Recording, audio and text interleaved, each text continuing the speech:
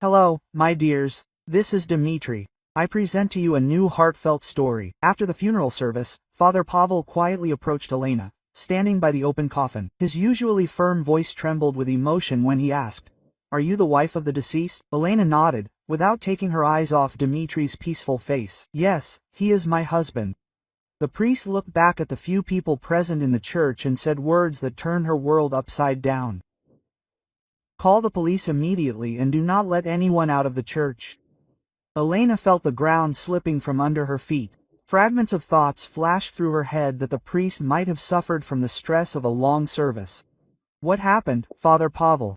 "I don't understand," she whispered, clinging to the last hope that this was some kind of misunderstanding. The priest carefully took her hand and led her closer to the coffin. "Look at his right arm under the sleeve. You'll understand everything yourself," he said. And there was such confidence in his voice that Elena did not dare to object. With trembling fingers, she lifted the white cuff of Dmitri's shirt and saw something that made her heart stop. On the pale skin of his forearm, 2 dark punctures were visible, surrounded by barely noticeable bruises. The marks were fresh, no older than a few days, and were located so neatly that there was no doubt about their origin. These were marks from medical injections, which, to her knowledge, Dmitri did not receive. "My God!" Elena breathed out, and her legs gave way. Father Pavel caught her arm, preventing her from falling. "I noticed these marks when I washed the body for the funeral service," he quietly explained. "At first I thought that these could be some kind of medical procedures, but then I remembered that you had spoken about sudden death in a dream." Igor and Svetlana, Dmitri's children from his first marriage, stood to the side and watched the proceedings with bewilderment. Svetlana was tense. "What's going on there? Why are you holding us back?" Her voice was sharp, with the usual notes of mistrust toward her stepmother. Igor silently approached the coffin. His face was tense and wary. Father Pavel silently pointed to the deceased's hand. Igor leaned over, carefully examined the marks, and straightened up abruptly. His face turned pale, and his eyes darted to Elena with an expression she could not decipher. "These are injection marks," he stated in the professional tone of a pharmacist. But her father had not received any injections, he had only taken pills. Svetlana came closer, and her face distorted with horror at the sight of the punctures. "This can't be," she whispered. "I kept track of his medications myself, bringing him pills every day. No one gave him injections." Quote. Her gaze shifted between Elena and her brother. Suspicion and fear were visible in it. Father Pavel took out his mobile phone and handed it to Elena. "Call the police," he repeated firmly. "I can't allow the body to be buried until the truth comes out." His words sounded like a death sentence, destroying the last illusions about Dmitri's peaceful death. Elena dialed the emergency response number with trembling fingers. The dispatcher's voice seemed distant and unreal to her as she explained the situation. Suspected violent death. The words stuck in her throat. She couldn't believe she was saying them, talking about her husband. While they waited for the investigator to arrive, an oppressive silence reigned in the church. Igor nervously paced the rows, occasionally glancing at the coffin. Svetlana sat down on a bench and covered her face with her hands. Her shoulders shook with suppressed sobs.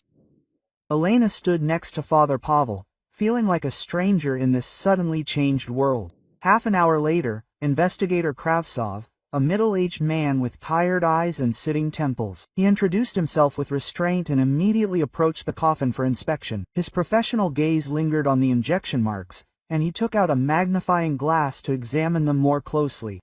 "Tell me about the last days of your husband's life," he turned to Elena. She had difficulty collecting her thoughts and began to tell how Dmitri went to bed on Wednesday evening, complaining of fatigue. In the morning she found him dead. He lay peacefully, as if he had simply not woken up. The doctor who came to certify the death saw nothing suspicious. Dr. Petrova, their family doctor, confirmed the naturalness of the death. Dmitri Sergeyevich had heart problems, she explained to the investigator.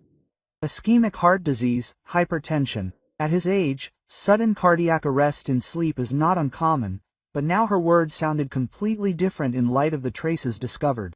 Kravtsov turned to Igor, who was standing to the side, clenching his fists. "Are you the son of the deceased?" "Yes, from his first marriage," he replied. "My father took only the medications prescribed by the cardiologist. I bought them myself at the pharmacy where I work. There were no injections in his treatment." Igor's voice sounded tense. He was clearly nervous under the investigator's close gaze. Svetlana raised her head and added, "I came to my father every day, helped him with the medications. He took the pills strictly on schedule, in the morning and in the evening. Nothing else." Her eyes were red from tears, but her voice sounded firm. "My brother and I took care of him, monitored his health." The investigator listened carefully to everyone present, making notes in a notebook. His experienced gaze did not miss a single detail. Neither Igor's nervousness, nor Svetlana's hostility towards stepmother, nor Alina's confusion herself. Quote, "I will need a full list of the medications the deceased took," he said, "and the contacts of everyone who had access to him in his last days." Kravtsov ordered a team of forensic experts to be called and the church grounds to be cordoned off. "The body will be sent for an autopsy and toxicological examination," he announced. "Until the results are received, all those present remain potential witnesses." His words sounded like a cold shower, finally destroying the illusion of a natural death. When the team of experts arrived, Elena watched in horror as her husband's body was placed in a black plastic bag. Dmitri, who had been lying in the coffin that morning as if he were sleeping peacefully, was now becoming material evidence in a murder case. This thought was so monstrous that she could not accept it. Father Pavel approached her and quietly said, "I prayed all night after I found these traces. The Lord will give us the strength to survive this ordeal and find the truth." His words calmed Elena a little, but could not drown out the terrible suspicions that began to creep into her soul. Igor and Svetlana were getting ready to leave. Their faces were gloomy and closed. Before leaving, Svetlana turned to Elena and said, "I hope you understand what we've all gotten ourselves into." There was accusation and anger in her voice, as if she thought her stepmother was to blame for what was happening. Igor nodded silently to his sister and followed her out without saying goodbye. Elena remained in the empty church with Father Pavel and the investigator. Kravtsov finished examining the scene and turned to her. "You'll need to come tomorrow to give a detailed statement." His tone was professionally polite, but Elena felt that she, too, was under suspicion. When everyone had left, Elena sat down on a church bench and tried to comprehend what had happened. Just a few hours ago, she had been a widow mourning her husband's sudden death. Now she found herself at the center of a murder investigation, and her stepsons looked at her as an enemy. The world she knew had collapsed overnight, and she didn't know how to go on. Elena hadn't slept a wink all night, lying in her empty bedroom and trying to understand how her life had turned into a nightmare. Every time she closed her eyes, those terrible puncture marks on Dmitri's arm appeared before her. She went over the last days of his life in her mind, looking for any clues that could explain what had happened. Now that she knew about the injection marks, many little things took on an ominous meaning. Dmitri had indeed complained of unusual fatigue in recent days. He said that he felt exhausted in the morning. He was especially bothered by the strange drowsiness that came over him after lunch. He fell asleep in a chair, which had never happened before.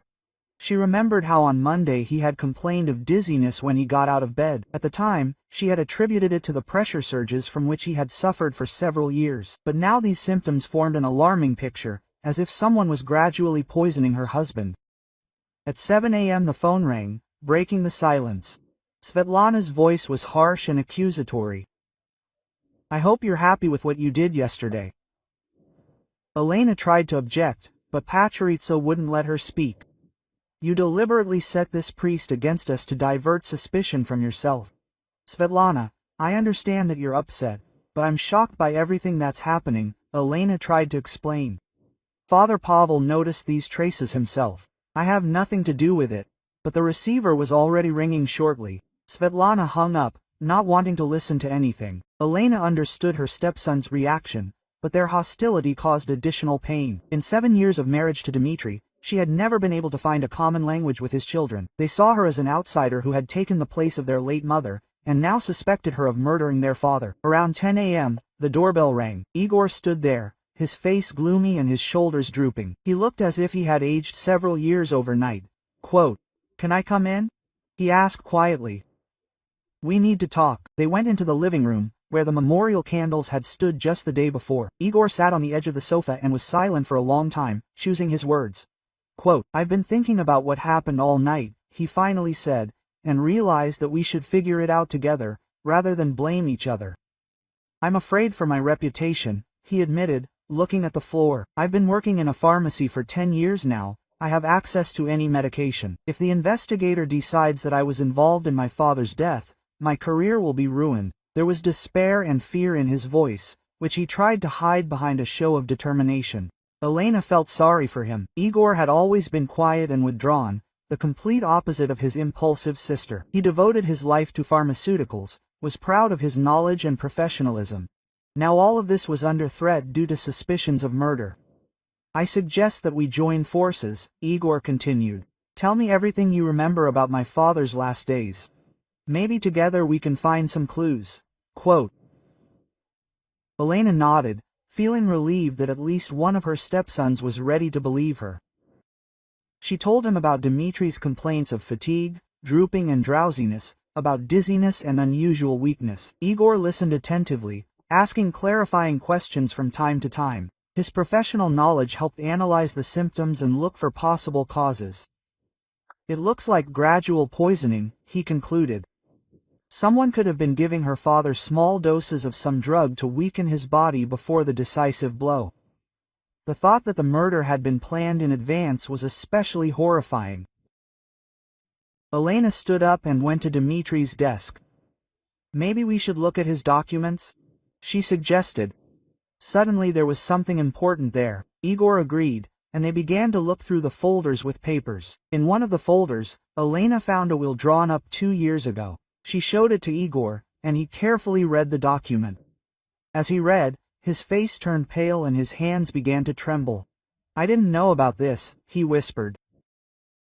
According to the will, the house and most of the property went to Elena as his legal wife. Igor and Svetlana received cash deposits, which made up about a third of the total inheritance. For the young people, who were counting on equal shares, this was an unpleasant surprise. "Father never told us about the will," Igor said, putting the document aside. "We thought that everything would be divided equally between the 3 heirs." There was bitterness in his voice, but not anger. He understood his father's right to dispose of his property at his own discretion.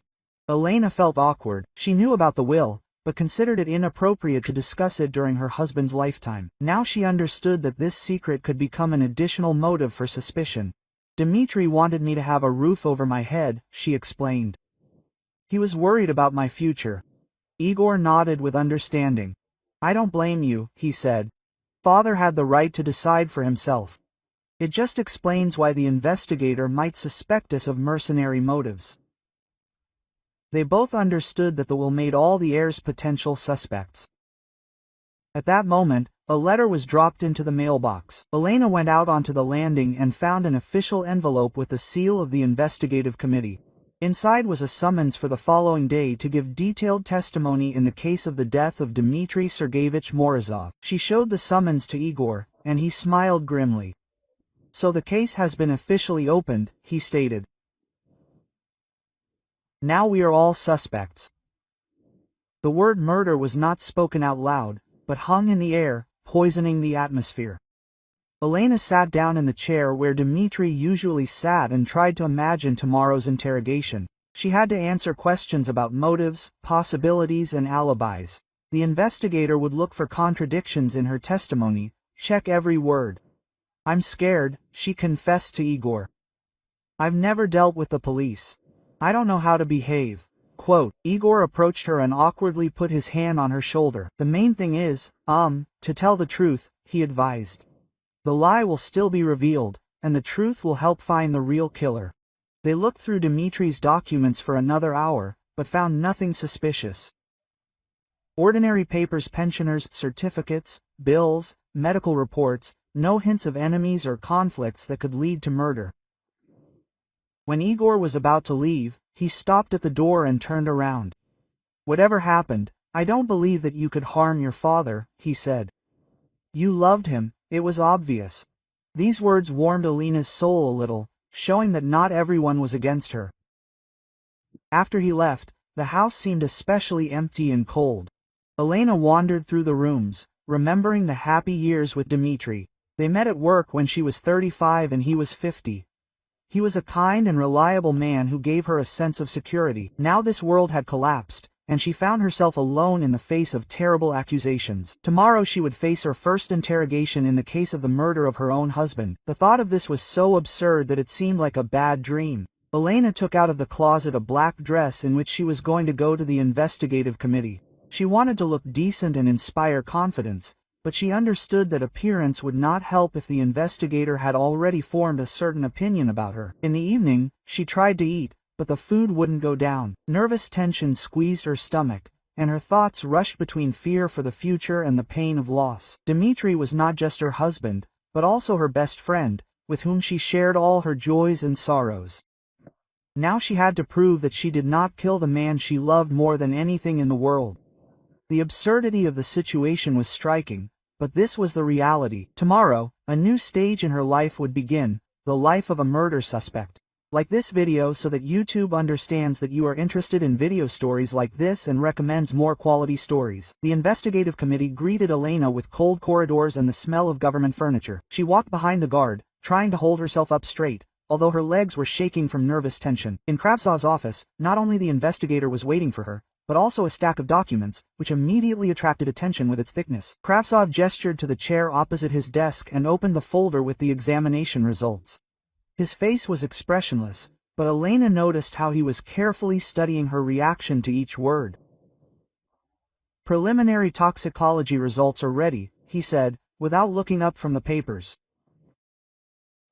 "Your husband's blood contained digoxin in a concentration 10 times higher than the therapeutic dose," the investigator continued. "Such a quantity of the drug inevitably leads to cardiac arrest." Elena felt the blood drain from her face. She had heard the name. Digoxin is used for heart failure, but in strictly controlled doses. Kravtsov showed her photographs of injection marks taken by experts. The enlarged images clearly showed 2 punctures surrounded by small hematomas. "The injection was done professionally with a medical needle," he explained. "Judging by the condition of the tissues, this occurred between 3 and 6 p.m. on the day of death." Elena strained her memory, trying to remember where she was at that time. Gradually, the picture became clear. She went to the shopping center for groceries, then went to the pharmacy for medicine for Dmitri. "I was at the store," she said. "I have receipts with the timestamp, and the salespeople might remember me." The investigator nodded and made a note in his notebook. "We will check your alibi," he assured. "But for now, we need to sort out other circumstances of the case." He opened a new folder, and Elena saw photographs of the drugstore where Igor worked. At that moment, the office door opened and 2 operatives entered, leading a pale Igor by the arms. He looked confused and scared. His usual restraint was replaced by nervousness. Quote, "What's going on?" Elena asked, but Kravtsov gestured for her to remain silent. Quote, "A shortage of digoxin was discovered in the pharmacy where your son works," the investigator announced. 3 ampules of the drug disappeared from the safe 3 days ago, but the management recorded it only yesterday. Igor raised his head sharply and tried to say something, but one of the operatives stopped him. Elena looked at Igor with horror. Yesterday he swore to her his innocence, spoke of his desire to find the real killer. Now the facts were stacked against him in the most obvious way. Access to the drug, professional skills, knowledge of his father's daily routine. Everything pointed to his involvement.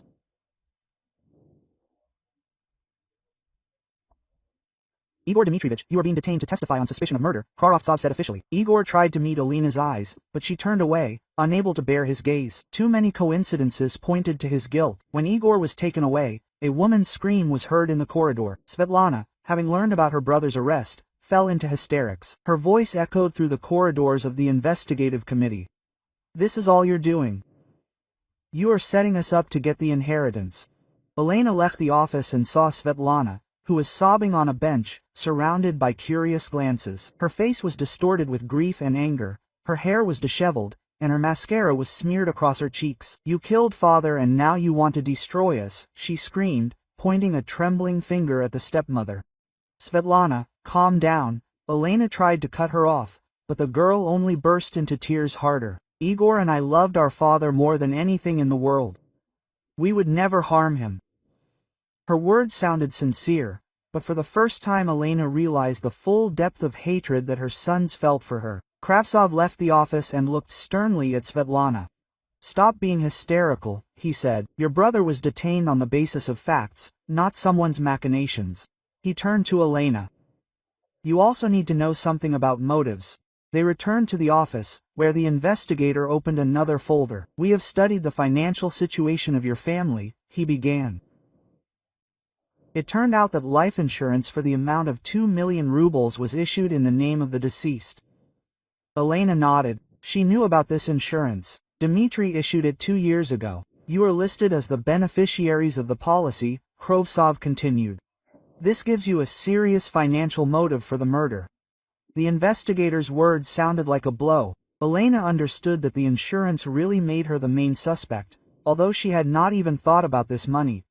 Quote, "I did not know about the amount of the insurance amount," she tried to explain. "Dmitry issued everything himself. He only said that he wanted to provide for my future," but her words sounded unconvincing even to herself. 2 million rubles is a lot of money, capable of changing life. Kravtsov carefully studied her face, looking for signs of a lie. "In addition, according to the will, you receive the bulk of the deceased's property," he added. "The house, the dacha, the car. All this is valued at another 500,000. The total amount of the inheritance exceeded 3.5 million rubles. Elena felt the walls of the office move, squeezing her from all sides. The motive for the murder looked more than convincing, and the alibi had yet to be verified. She understood that in the eyes of the investigator she was the main suspect, despite Igor's detention.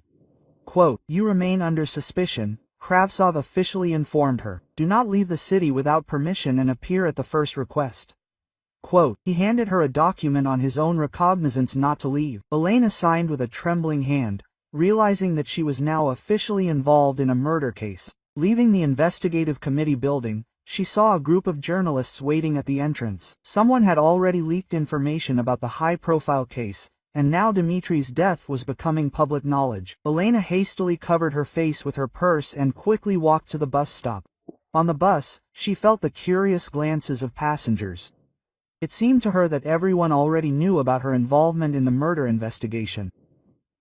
Paranoid thoughts swarmed in her head, forcing her to see suspicion in every casual glance. Emptiness and silence awaited her at home. Dmitry would no longer meet her from work, would not ask how her day went. Instead of the usual comfort, the house was filled with an atmosphere of suspicion and fear. Every object reminded her of her late husband and at the same time of charges hanging over her. Elena sat down in Dmitry's chair and tried to comprehend what had happened. In one day, her life had completely turned into a nightmare. Her sons considered her a murderer, the investigator saw her as the main suspect, and the public was ready to pass judgment. She picked up a photo from the wedding. She and Dmitry had looked so happy 7 years ago. Back then, it seemed like they had a long life together ahead of them. No one could have imagined that it would all end with murder charges and ruined relationships with his children. The phone rang, breaking off her painful thoughts. An unfamiliar number appeared on the screen. Elena hesitated whether to answer, but curiosity got the better of her. A male voice, distorted by an electronic modulator, sounded in the receiver. "Stop digging, otherwise you'll end up next to your husband." The call ended, leaving Elena in a state of shock. Someone was following the investigation and considered her a threat. This meant that the real killer was still at large and ready for new crimes. With trembling hands, she dialed the number of the investigative committee. Kravtsov listened to her story about the call with a serious expression. "We will try to track the number," he promised. "In the meantime, do not stay home alone. Do you have relatives or friends you can turn to?" Quote. Elena realized that the danger was real and the killer would not stop at another crime. In the evening, operatives came to her and installed a wiretap on her home phone. The house turned into a crime scene, where every call could become evidence.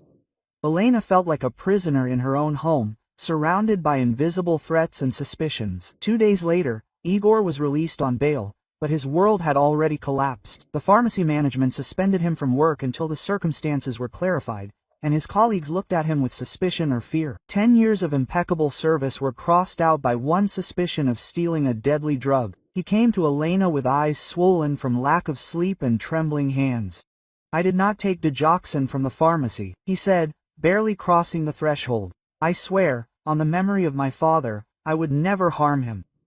His voice broke, and there were tears in his eyes, which he tried to restrain. Elena saw how this reserved man was crumbling before her eyes under the weight of the accusations. She poured him some tea and sat down next to him, for the first time in a long time feeling not weariness but pity for her son. "Tell me everything you remember about your father's last days," she asked.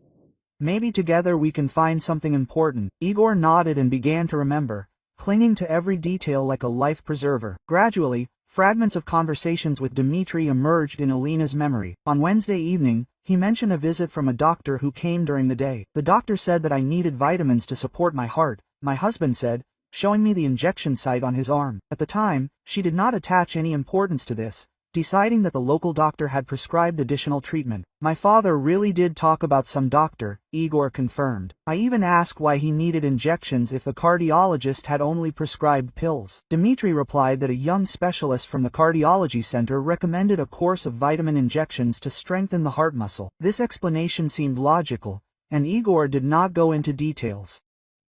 Elena felt hope springing up in her chest. If an unknown doctor really had come to see Dmitri, then the killer could have been a stranger. She grabbed the phone and dialed the number of the district clinic, demanding to be connected to the reception.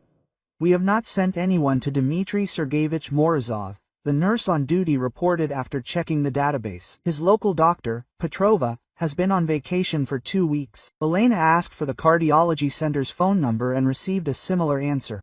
No referrals had been issued to see Dmitry at home. Igor turned pale, realizing the significance of this information. "That means an imposter came to see my father," he whispered. Someone was posing as a doctor to gain access to him. The picture of the crime was beginning to become clear, but along with understanding came the horror of the premeditation of the murder. Elena immediately called Kravtsov and told him about the circumstances that had come to light. The investigator listened to her attentively, asking clarifying questions about the time of the visit and Dmitry's words. Quote, "This changes the case," he admitted. "We are starting a search for an unknown person posing as a doctor. But who could have known about the father's daily routine?" Igor wondered. Who studied his habits in such detail to choose the right moment for a visit?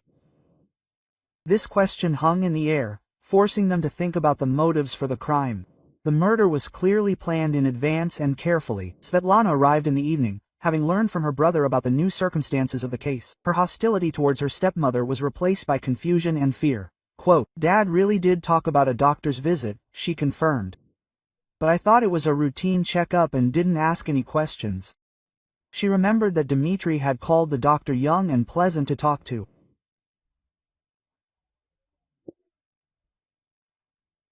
Dad said that the doctor examined him very carefully and explained the need for vitamin injections, Svetlana said. He even joked that modern doctors were much more polite than in his youth. These details painted a portrait of a professional fraudster who knew how to gain the trust of older people. The killer not only had medical knowledge, but was also a good psychologist, able to convince the victim of the need for treatment. Such preparation required time and resources.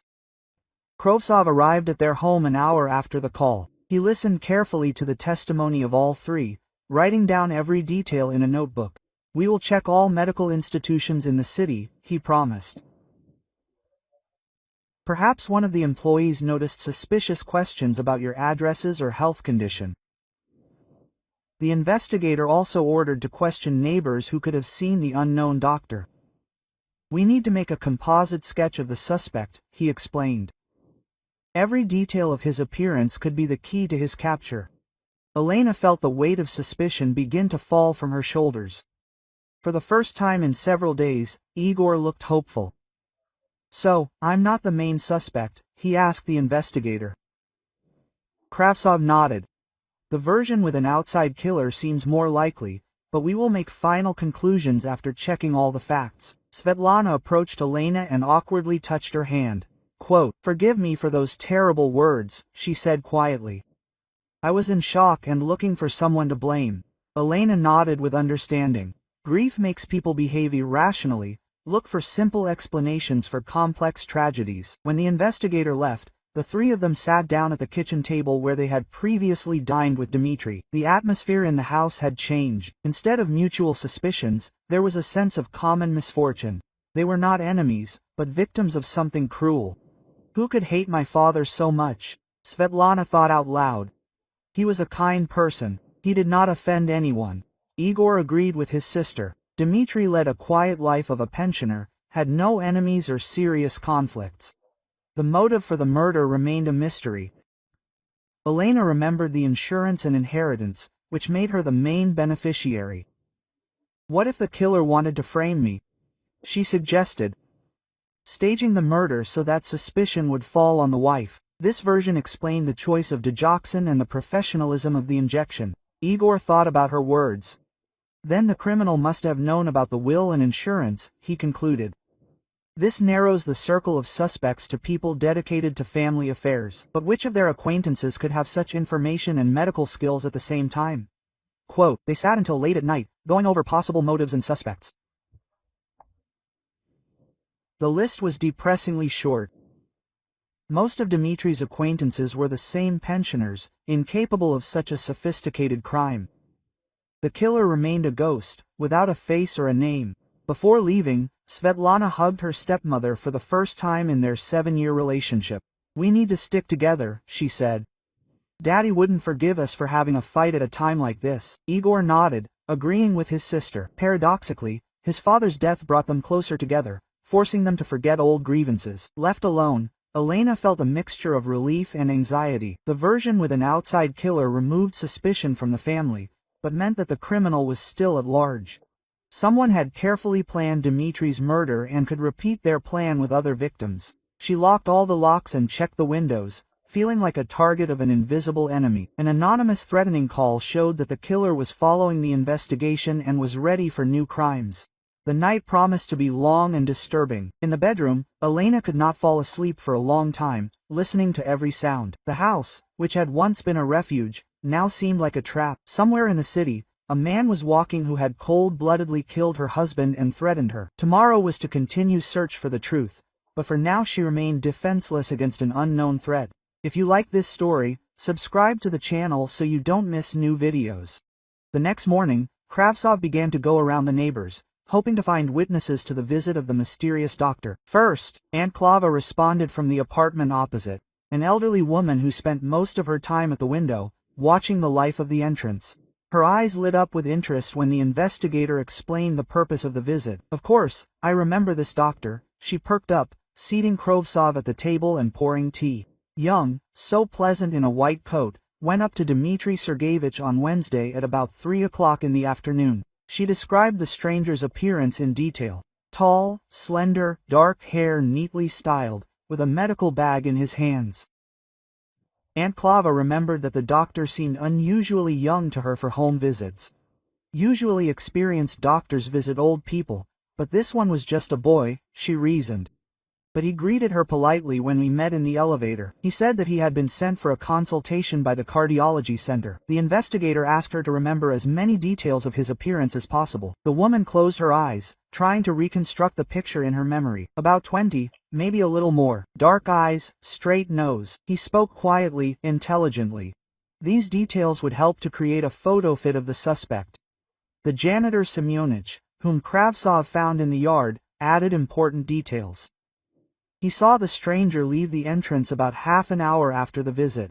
He walked so quickly, in a hurry to get somewhere, the old man recalled. He got into a dark blue car, a foreign car. He did not make out the license plate, but he remembered the brand, Ford. Semyonich said that he paid attention to the car because it seemed too expensive for a local doctor.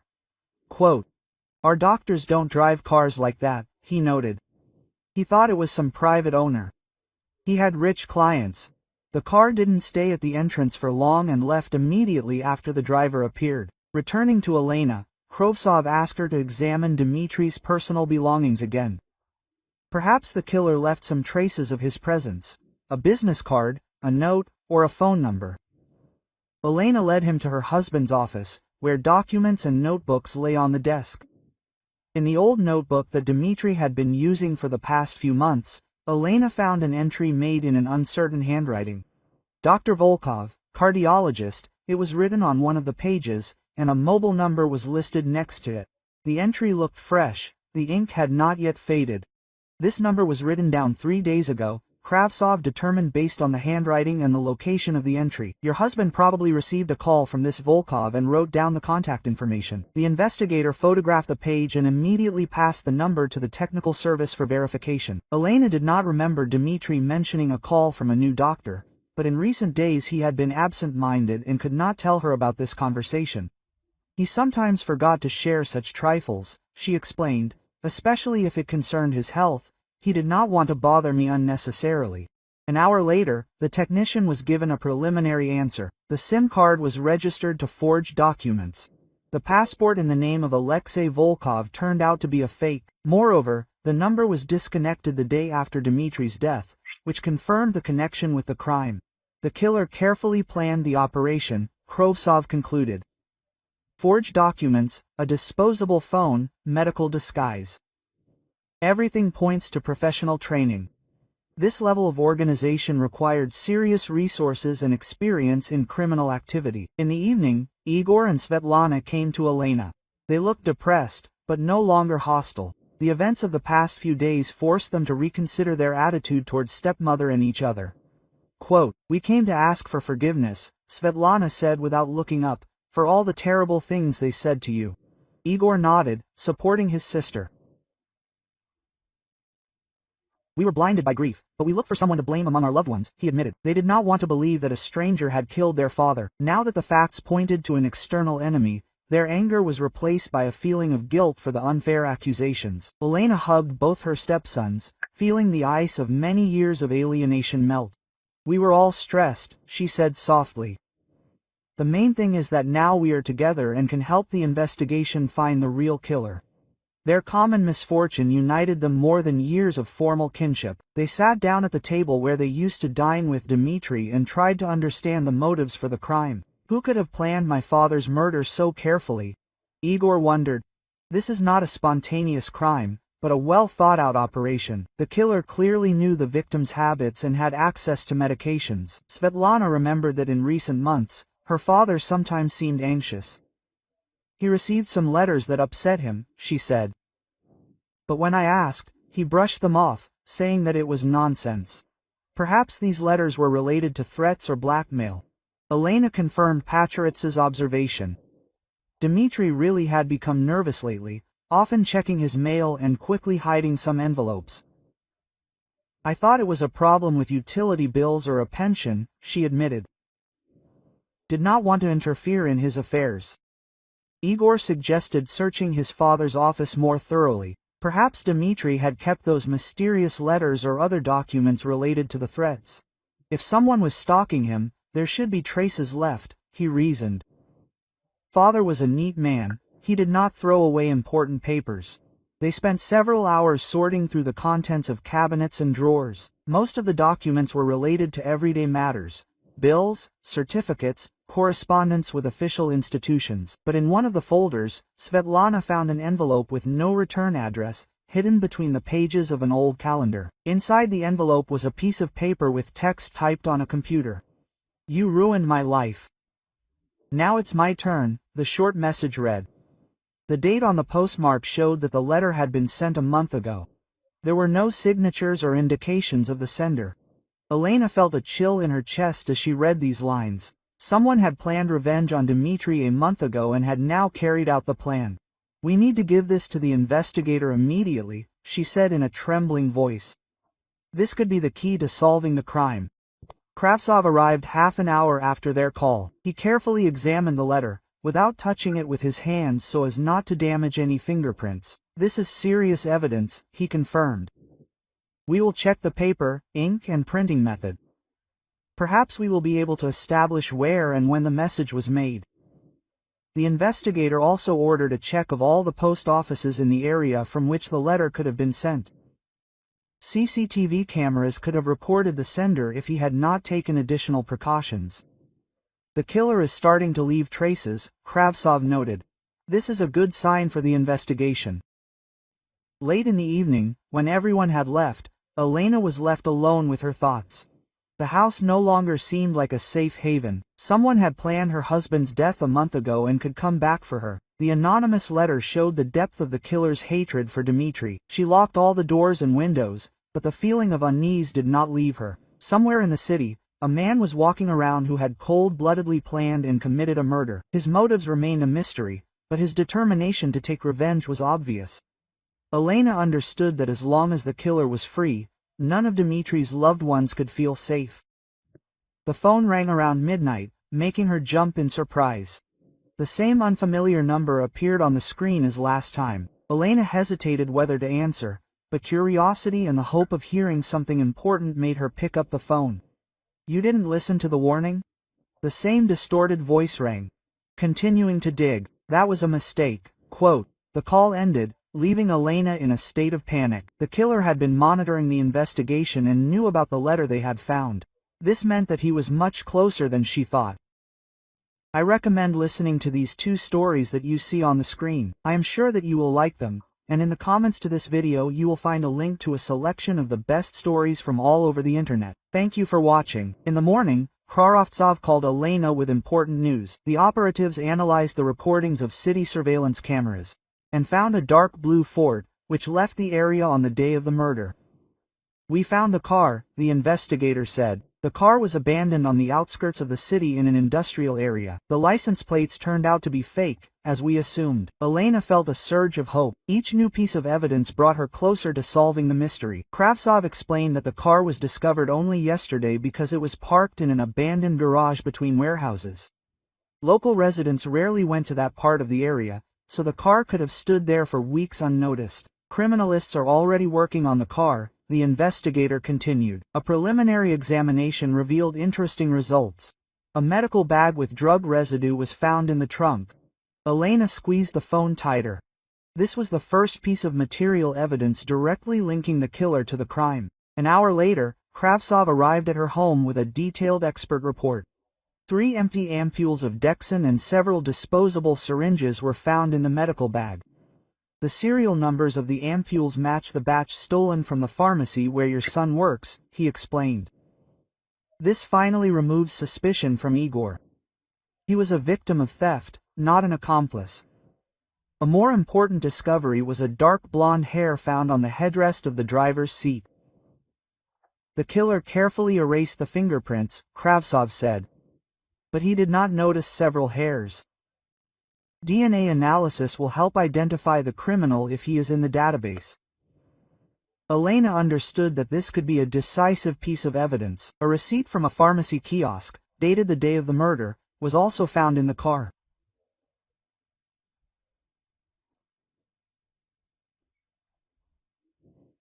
The receipt listed hydrogen peroxide, bandages and medical gloves, everything needed to simulate a doctor's visit.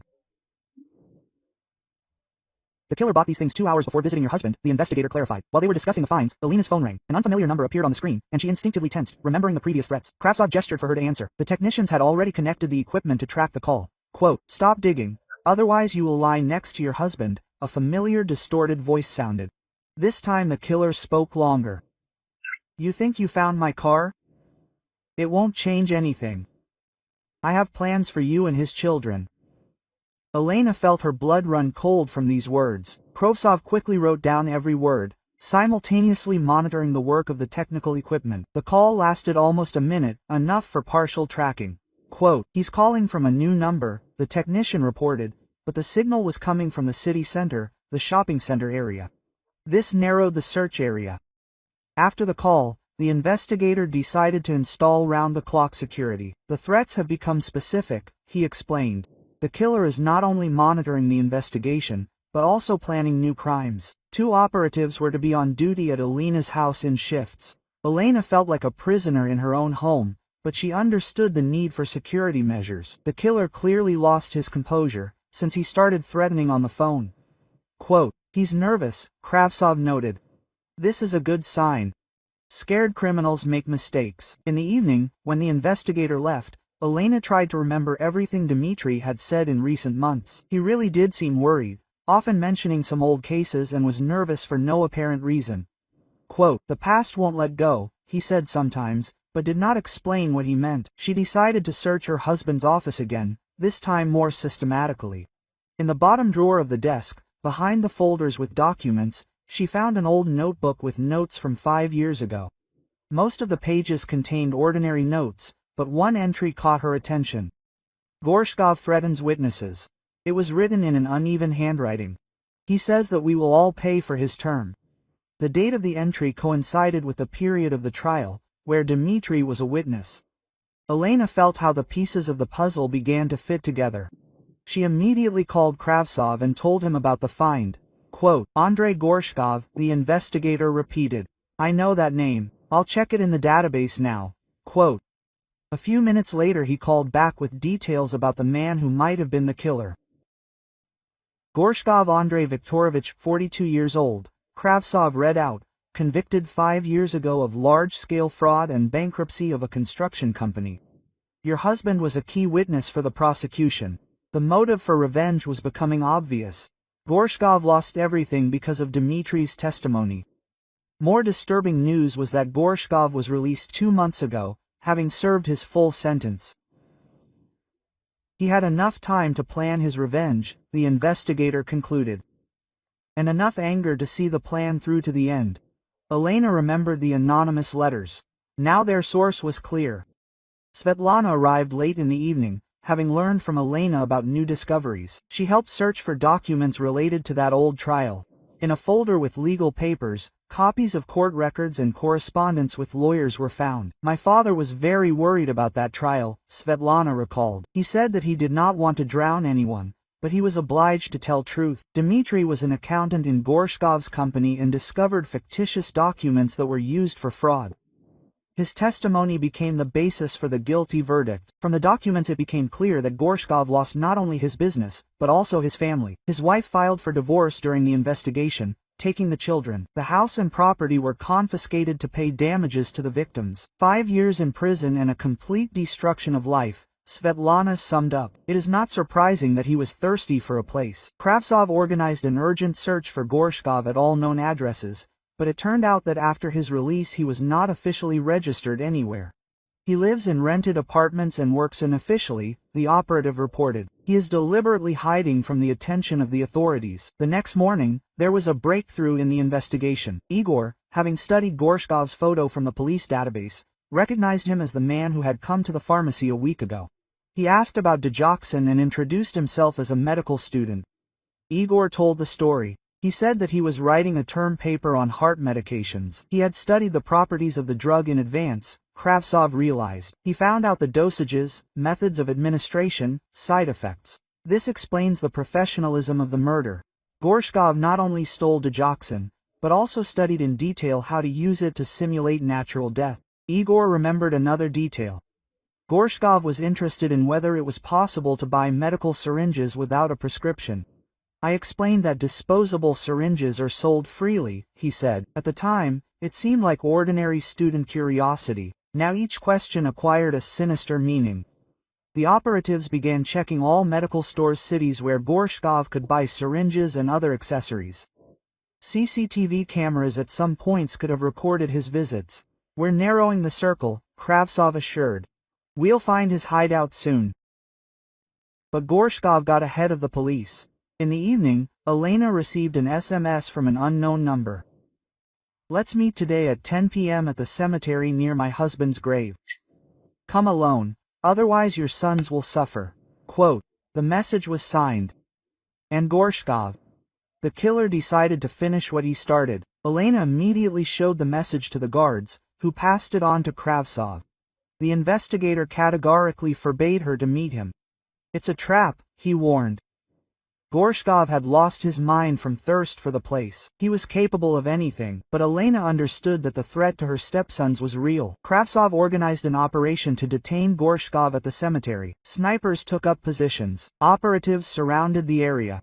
We will take him alive, the investigator promised. But Elena felt that the outcome would not be so simple. Gorshkov had been planning this revenge for 5 years and would not give up without a fight. The appointed meeting was approaching, and Elena was rushing around the house under the protection of operatives. Somewhere in the cemetery, the man who had killed Dmitri and now wanted to kill her was waiting for her. The final fight was inevitable, and its outcome remained unpredictable. Kravtsov spent the whole night in the archives, studying the case of Andrei Gorshkov from 5 years ago. The trial materials revealed the scale of the fraud and Dmitri's role as a key witness. Gorshkov was released from prison 2 months ago, the investigator told Elena. He served his full sentence this morning. No benefits for good behavior. He had been thinking about his place for 5 years. It became clear from the documents that Dmitri's testimony had been decisive in the case. As the chief accountant of a construction company, he had discovered fictitious documents and reported them to the prosecutor's office. Your husband was an honest man, Kravtsov said, but his honesty ruined the life of Gorshkov and his family.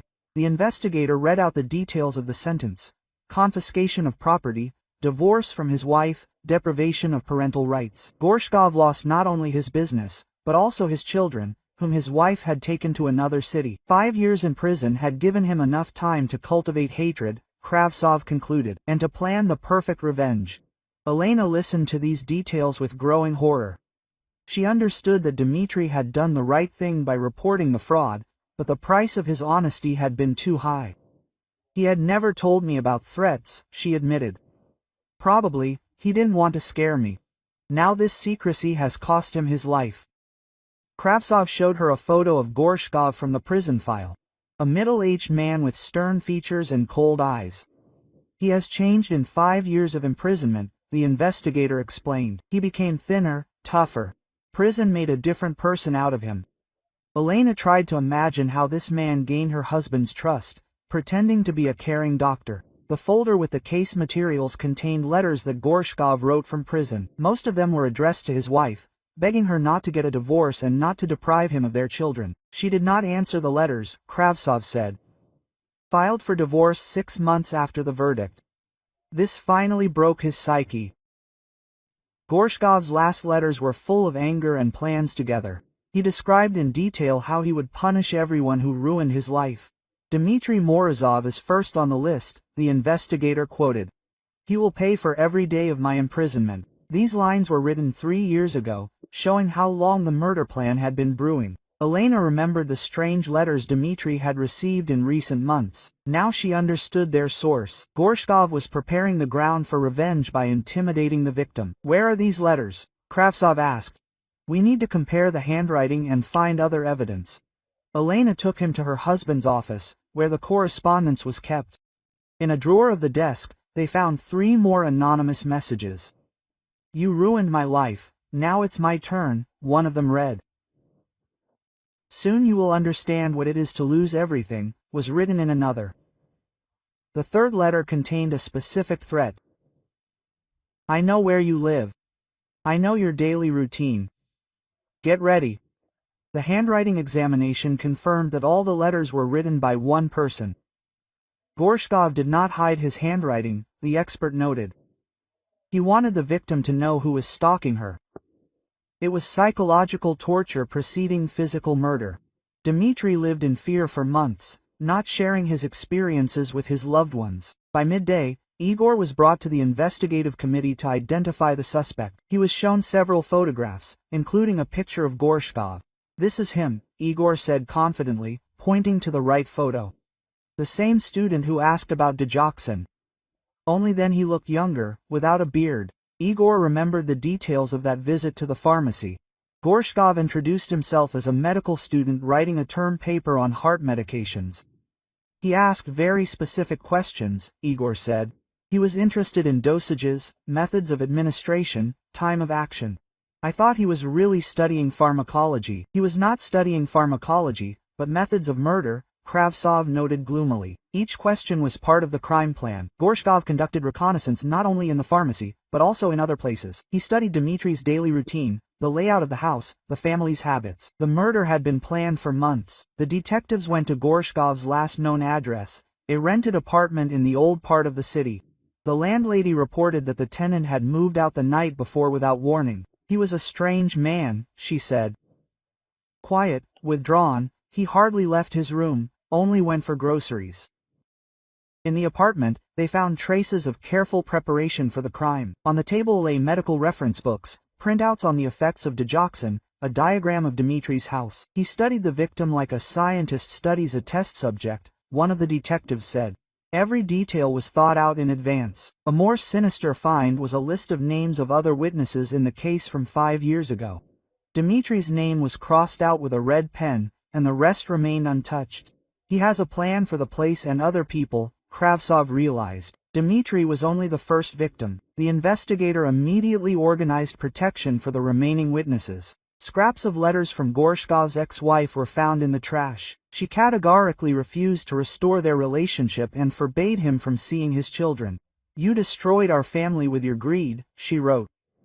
"Don't you dare look for us anymore." These lines explained the depth of Gorshkov's despair and anger. By evening, technicians had tracked down a new phone number from which the threats had been made. The SIM card had been purchased with forged documents in a shopping center. CCTV cameras recorded the buyer. It was Gorshkov, but wearing a wig and a false mustache. He thought through even such details, Kravtsov noted. An analysis of telephone towers showed that the last call had come from the area of the old cemetery. "He's hiding somewhere nearby," the investigator suggested. "Perhaps in abandoned buildings or crypts." The cemetery was large, with many secluded places where the criminal could have hidden. Late in the evening, Elena received the final message from Gorshkov. "Meet me today at 10 p.m. at the cemetery by my husband's grave. Come alone, otherwise your sons will suffer." The signature left no doubt about the authorship. And Gorshkov, the killer, decided to finish his revenge personally. Kravtsov categorically forbade Elena to go forward. "This is a trap," he warned. Gorshkov had lost his mind from the thirst for revenge. "He will kill you without hesitation." But the threat against Igor and Svetlana made the situation critical. Elena understood that Gorshkov was capable of carrying out his threats. The investigator organized an operation to detain the criminal at the cemetery. Snipers took up positions on the hills. Operatives surrounded the area. "We will take him alive," Kravtsov assured. "But be prepared for any developments. Gorshkov is cornered and may resort to desperate measures." Quote, Elena was sitting at home under guard, but her thoughts were at the cemetery. In an hour, the final meeting with her husband's killer was to take place there. The man who had been hatching plans for revenge for 5 years would finally emerge from the shadows. The outcome of this meeting would determine whether the nightmare would end or continue with new victims. Igor and Svetlana came to their stepmother after learning about the threats against them. They were scared, but determined to support Elena at this critical moment.